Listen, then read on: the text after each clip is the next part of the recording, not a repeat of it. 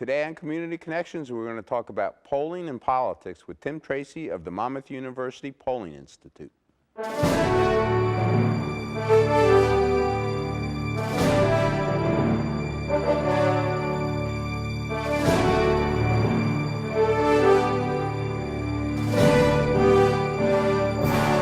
Thank you for coming all the way across the hall. Thanks for having me, Mayor. For people who don't understand, your office, the Monmouth Polling Institute, which is getting a lot of national attention with the campaign, is right here in the Plain-Jure building, literally across the hall from the TV studio. It took me about 15 seconds to walk across here, but yeah, I mean, you might miss us if you walk by. We actually share space with the Foreign Language Department, but we're kind of crunched into the back corner of that office building, but. We're able to crunch the numbers there and do what we have to do and get them out to the audience who hopefully enjoys to read about them. I actually get your emails. Okay, great. I forget the woman's name who sends me the emails. Tina Johnson. Right. Well, I think on the email it says Christina, but I get all this interesting national political information right here from Monmouth University. Yeah, it's something that we started to do with more frequency at the beginning of 2015. So I mean, the Polling Institute has been around for a little over 10 years. Patrick Murray, who was the founding director prior to working at Monmouth, was an assistant director at Eagleton up in Rutgers, just up Route 18. But the Polling Institute really started out as a New Jersey-centric, survey research organization, meaning, we were really interested in, public policy issues and things going on in New Jersey. And the goal kind of was to, establish the Polling Institute as the poll of record for the state of New Jersey, which, we're confident that we did. So, beginning in 2014, actually, we started to do polling in different Senate and gubernatorial races throughout the country. So we did polling on the Senate races in South Dakota, Iowa, North Carolina, Georgia, Louisiana.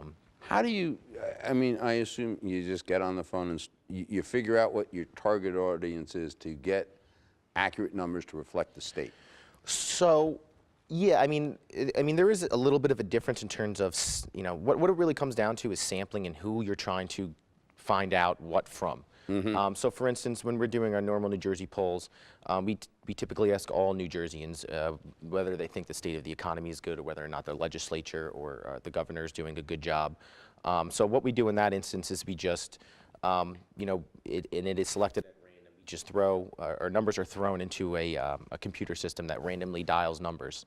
And once we get, a certain amount of numbers, whether it's people to participate, whether it's 800 or 1,000, that's typically what we do in New Jersey. So what we do is everyone in the state of New Jersey has a chance of being selected for the survey. When we're doing some of these likely voter surveys and trying to figure out exactly what the results are going to be in a certain election, that's a little bit different. Again, we want to know. So on a you do it a little differently for a political than a social issue. Yes, I think that's a good way to put it. Social issue, we want to know everyone's opinions. When it comes down to what the election results are going to be, obviously elections and turnouts haven't been that great recently. I think this past year we had the New Jersey legislature on top of the ballot, and I think turnout was around 19%. Right. So that's 81% of registered or eligible voters in New Jersey that just didn't come out to vote. So obviously we don't want to poll everyone in determining and asking them who they're going to vote for, because those numbers would be skewed. So in order to find out exactly what the results are going to be, we need to first find out how many people and who are going to vote. So in that instance, a lot what we do in some of these in these states, whether it's primary, especially the primary surveys that we do, is what we do is we purchase list samples. So we purchase these list of people. Not much different than I would do.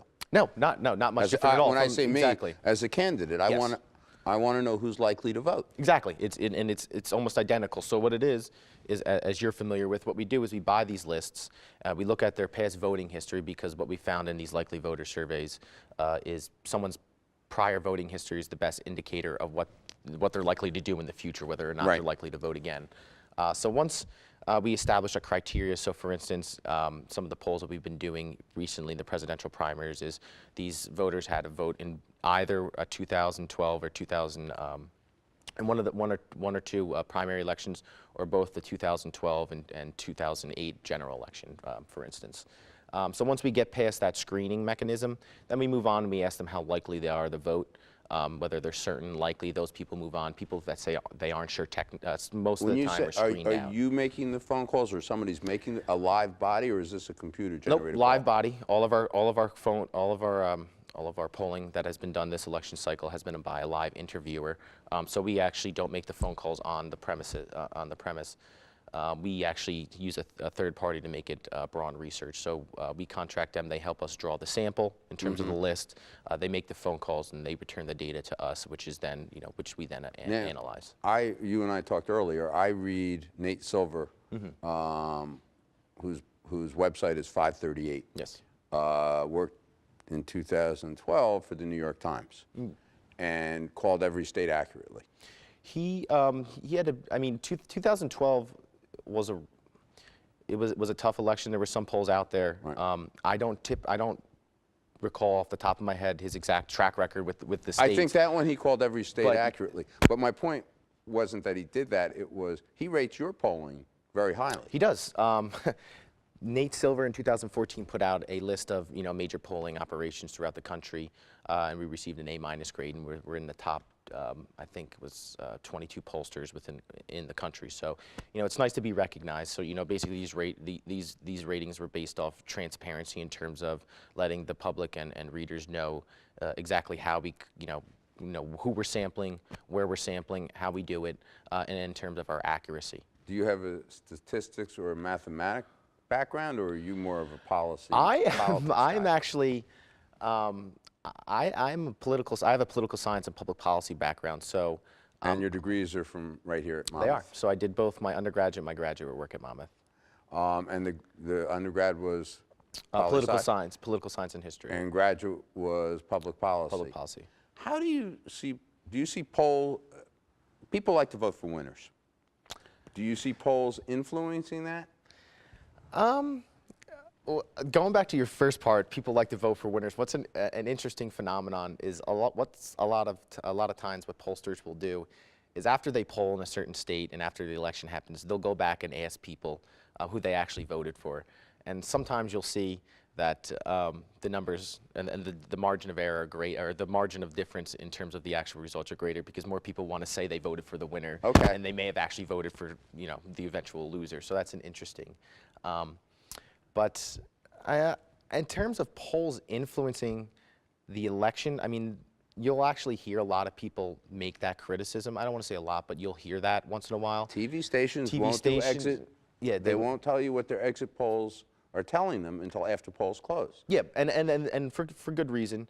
In terms of public polling and its influence, I mean, you will hear some detractors say that there should be laws in America which prevent polling from being done 2 weeks prior to the election, which is interesting because in Europe that's actually the case. There's no, I don't remember the exact time frame before an election, but roughly 2 or 3 weeks before an election, they're barred from doing public polling because, again, some people say that they don't want that to influence the actual vote. For instance, if you're seeing a blowout, the people that are winning, they're people that are less likely to vote may not come out to vote, which may make the race closer, or vice versa.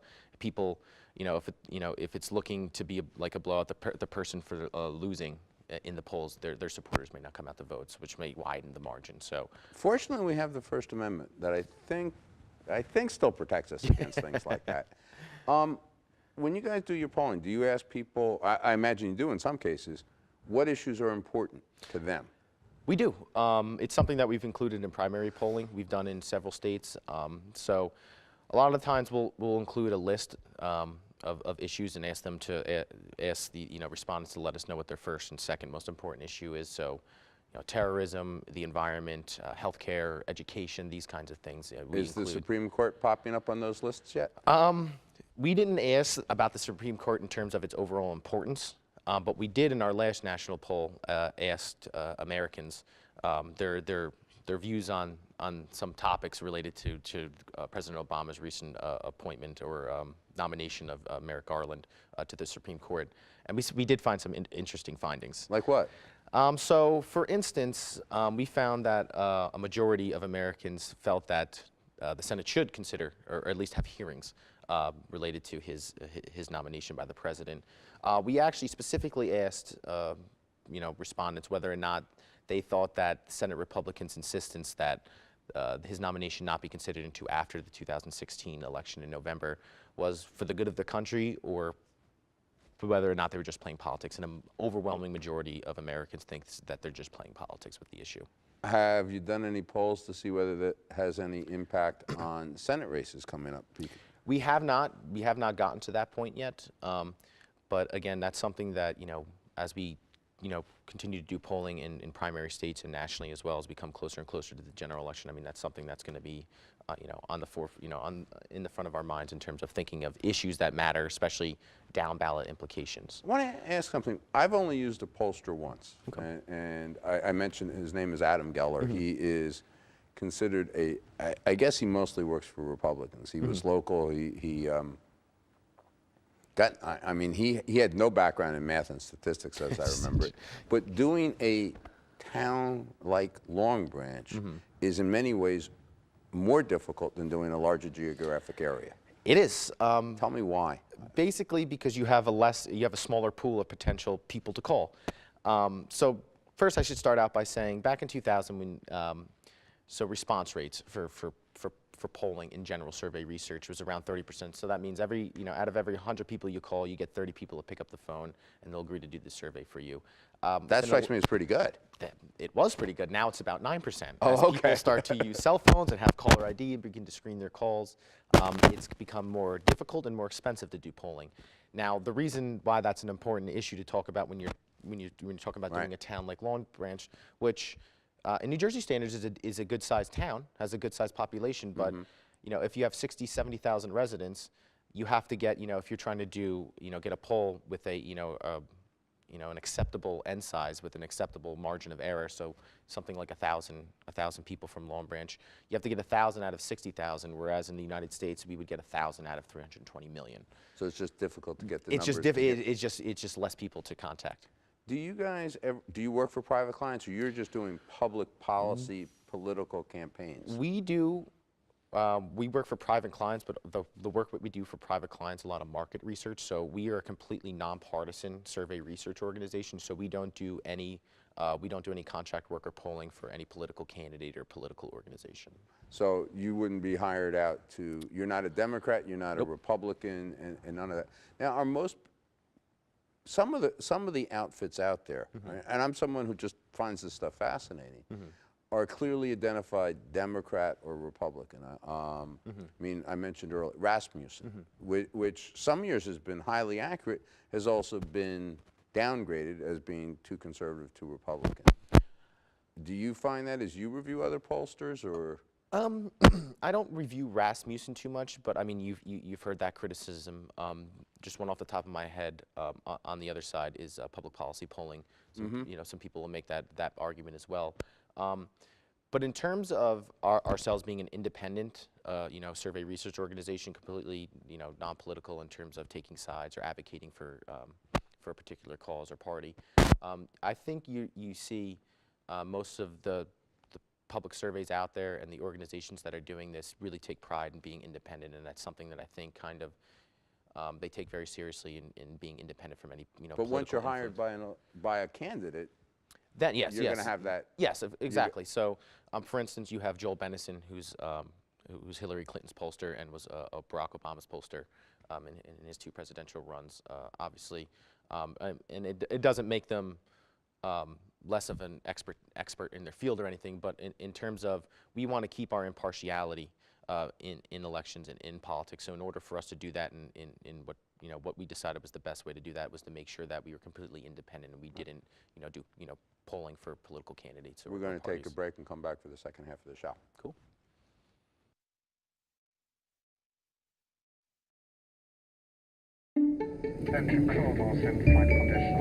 Your seat cushion can be used to grant wishes. Who said that? Hello? Really can, You talking to me? Sure am. Because the airline miles you earn and donate to Make-A-Wish can help send thousands of kids on their wish trips. So donate to Make-A-Wish today. You really should, you know. You really should. And give wishes wings, because wishes work wonders. I'm back with Tim Tracey from the Monmouth University Polling Institute. I mean, one of the ways you guys got a lot of attention is when this summer, a very accurate poll of likely Republican primary voters in New Hampshire had our governor at a very low number, and he got angry. Yeah, I mean, he wasn't too happy with the results of the poll. You know, he publicly chastised our director, Patrick Murray, in the Polling Institute. I think his wording was that the Monmouth poll was created just to aggravate him, which obviously is amusing, but kind of gave us instant credibility because, you know, we weren't an outlier in New Hampshire in terms of, you know, what he was polling at in our poll was, you know, pretty consistent with what other independent organizations showed him in, you know, the low single digits. When you use the word outlier, you mean you're not out here when everybody else is here. So, I mean, for instance, it'd be one thing if we showed him at 4% and, you know, 5, 6, 7 other polling operations showed him in double digits. In that instance, we would be the outlier. But our findings were pretty consistent during that time of what Governor Christie was drawing in terms of support in New Hampshire. Now he did a little bit better in terms of the actual vote count. 6 months later. Yeah, 6 months later. But in terms of that period in time, that's what he got. So. Now, when that happened, do you feel any sense of pressure? Hey, we better be right. I mean, because the vote isn't for 6 months. You're estimating where. I mean, a poll is really a picture of where things stand that day. Exactly, and I think that's the best thing to when you're talking about polling is. Polling is a snapshot of how the public feels at that moment in time. You know, things don't occur in a vacuum. So there's going to be, especially between July or August when we took the poll and in February when the primary was held in New Hampshire. I mean, there are numerous things that are going to happen in the political atmosphere and in the political world. So I think that's an important distinction to make, especially that far out from the primary, as it's just a snapshot in time. And in fact, when you're that far from an actual election, what matters actually more than horse race numbers and the vote share is actually favorability ratings, which is something that remains pretty steady over time, with one exception being Donald Trump.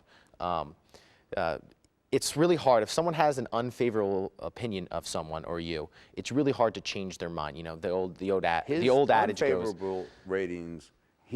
He seems to be on his way to winning a majority of delegates. Whether he gets to the magic number for the Republican nomination is yet to be seen. We're doing this show in late March. Where he is in July, nobody really knows yet. But his unfavorable ratings are very high, but the people who like him really like him. Yeah, I mean, that's true. I mean, out of, in the Republican field, I mean, even among Republican primary voters, his ratings, his favorable ratings are the highest of the 3 remaining candidates. When you're talking about registered voters nationwide, I mean, he has really, really high unfavorable ratings and low favorable ratings. I should also mention, though, that the other frontrunner for the party, Hillary Clinton, also is underwater in terms of her favorable rating. So our last national poll when we asked registered voters, I think Hillary's were 40 favorable and 51% unfavorable. So you have both leading candidates for both their parties' respective nominations being underwater in terms of their favorable ratings. Do any of the Republicans flip it the other way? Are they more favorable than unfavorable? I mean, right now, Ted Cruz is where? He was more unfavorable than favorable. John Kasich, among registered voters, had a more favorable than unfavorable rating, but it's worth mentioning that about 1/3 of registered voters nationwide had no opinion of him, so that could kind of, flip it either way. Now, Mrs. Clinton's ratings are better than Trump's, but they're not great. No, they're not. I mean, sure, her favorable ratings have seen a steady decline since the email story broke last year. I think it was about March of this time last year when the New York Times first reported the use Secretary Clinton's use of her personal email account to do business as Secretary of State, and they've seen a pretty dramatic, not dramatic, I should say, decline, and they've kind of remained below water since then. What do you see? Do you use the polls to make predictions, or you like the snapshot approach? The snapshot approach, you know, and again, really when we're explaining what's, you know, polls are meant to do, it really provides, again, a snapshot. I like to tell people that polls, you know, really aren't meant to be, you know, predictive in terms of what the final outcome is going to be. But obviously, when we do polling a couple days before an election, you know, we take great pride when we're able to get pretty close. And so far, during this election season, with the exception of Iowa on the Republican side and Michigan on the Democratic side, you know, Monmouth has been, you know, really good in terms of estimating. But everybody, I don't remember quite. Well, Iowa's already 2 months ago. Who remembers that far back? But Michigan, I mean, Sanders was not expected to win, and he won handily. What do you think happened polling-wise? Well, but everybody was wrong. Polling, you know, we were like everyone else. We showed Secretary Clinton with a, you know, a double-digit lead, which was kind of, or close to a double-digit lead. I forget the exact margin, which was kind of in line. We weren't an outlier, to use that term again. You know, we were kind of, you know, consistent with what other polling operations were showing. You know, a lot of, you know, political observers, you know, mentioned Senator Sanders' message, his, you know, anti-NAFTA, you know, these trade deals being bad for, you know, auto manufacturers. Obviously, that plays well in a state like Michigan with Detroit, and obviously, you know, the auto industry has had numerous setbacks and problems over the years. But I mean, that played into one part of it. So I mean, we did a little internal look at our numbers. And without getting too in the weeds in terms of statistics terms, we had seen a discrepancy kind of between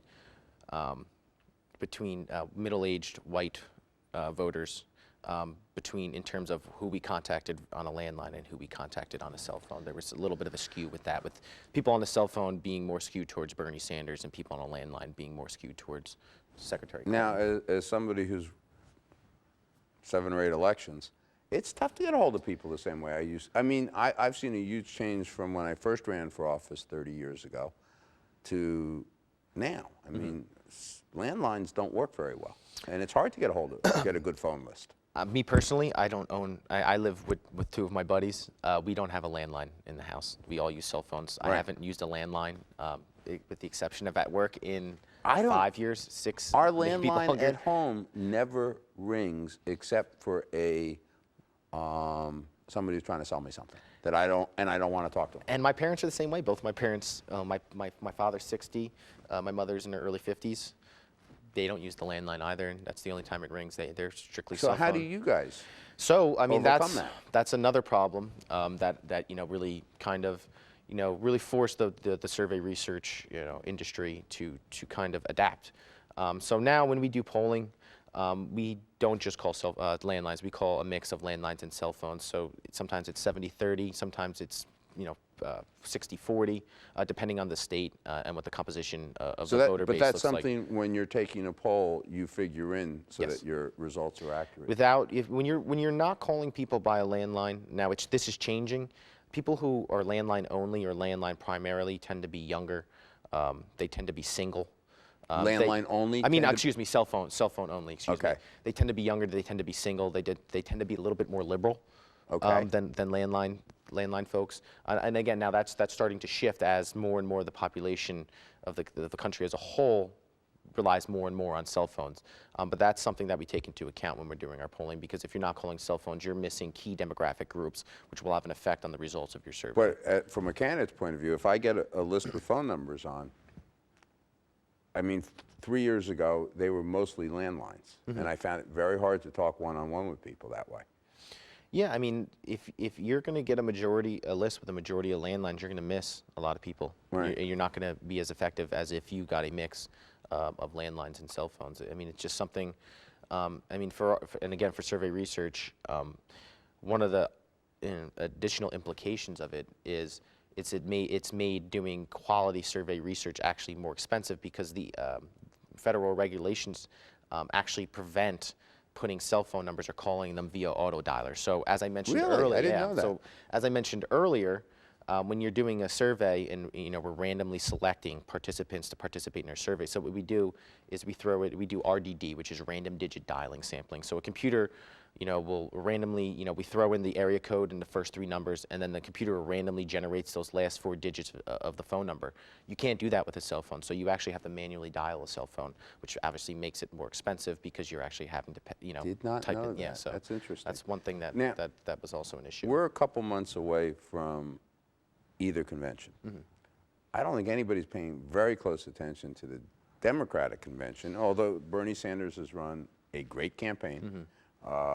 He, judging by what he says, he's going to be in there till the end, and he's done better than people think. Yeah, especially at the outset of his campaign. But the Republican campaign, if whatever we want to call it, and I think most people who know me know I'm a Democrat, but it's been incredibly entertaining. I'm 30 years old, Mayor, so I'm relatively new to politics. I've been watching things since I was in the 3rd or 4th grade. This has been by far, in my generation, the most interesting and riveting, primary season that I can remember, and maybe for the past, since 1968. Now, what's the Polling Institute going to do polling-wise between now and July? Well, we're going to continue to do our polling in different primary states. So we have several states coming up. So once we wrap up the the primary process, we'll turn to doing the national polling. Head-to-head. Primaries wrap up early June, which means, and there's a really good chance that none of the Republicans are going to have the magic number, which I think is about 1,240 I think it's or something. 1237. I think was the number, the magic number on the Republican And side. if Trump has 1236, there appears to be significant opposition among Republicans to giving him the nod. You see people that support Senator Cruz or John Kasich or Governor Kasich. They tend obviously not to be Trump supporters because they may be turned off by some of what Donald Trump is saying, or his brashness, or his what he calls it willingness to say what other people are thinking but not saying. If Donald Trump were to get within a couple delegates of the majority, I think they'd have a hard time taking that away from him. And I think Could be pretty entertaining. It would watch be very. if they try. It would be very entertaining. I think the real issue is when he becomes, if he's 100 delegates short or more, a little bit less, give or take. What happens in that instance? We actually asked last time. We asked registered Republican primary voters nationally what they'd like to see happen. So we asked them, if Donald Trump went to the convention with the most delegates but not the majority, do they think that either he should get the nomination or they should pick someone else? And the majority of Republican voters, regardless of who they support, actually said they think Donald Trump should get the nomination even if he doesn't get the majority. So I thought that was an interesting. It is. To Well, point out. thank you very much for coming over, and Mr. I'll Mayor, talk thank to you very again much soon. for having me. Thank you.